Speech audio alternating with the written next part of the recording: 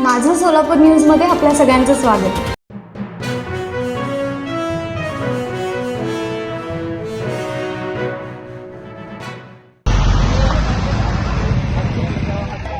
आम्ही तिथे गाडीवर रोडच्या पलीकडच्या साईडला साधारणतः 50 मीटर लांब आम्ही उभारलो होतो.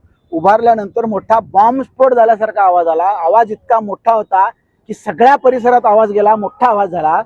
आम्ही जवळ यायलाच 1 मिनिट 2 मिनिट लागले असतील, इतके धुराचे लोट होते. कुणालाच काही कळायला तयार नव्हते की काय झालेलं आहे. जवळ येऊन पाहिल्यानंतर लक्षात आलं की केदार सिद्धप्पा छत्रे नावाचा, आता माहिती घेतल्यानंतर लक्षात आलं छत्रे नावाचा युवक तिथे इसम पडला होता. त्याचे जागेवर दोन्ही पाय तुटले होते. स्फोट इतका भीषण होता. आजूबाजूला कोणी लोक नव्हते.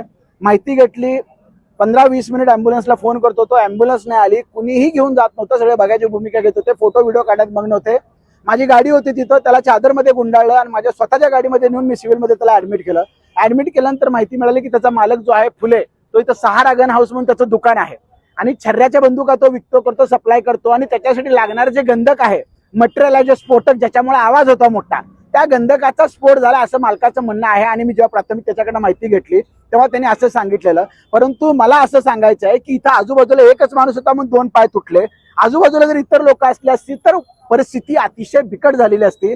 अशा प्रकारची स्फोटक वस्तू सामग्री इतक्या निष्काळजीपणे हँडल करून इथं वावरली जाते, फिरती करते, म्हणजे चालते बोलते बॉम्ब घेऊन फिरतात. कुठेतरी इथं निष्काळजीपणा दिसतोय. अशा लोकांवर मोठी कारवाई झाली पाहिजे आणि अशा प्रकारचे स्फोटक वस्तू आहेत ज्याची वाहतूक करताना प्रशासनाने थोडेसे निर्बंध घालून काळजी घेतली पाहिजे असं मला वाटतं. माझं सोलापूर न्यूज या यूट्यूब चॅनलला सबस्क्राईब करा आणि बेल आयकॉन प्रेस करायला विसरू नका.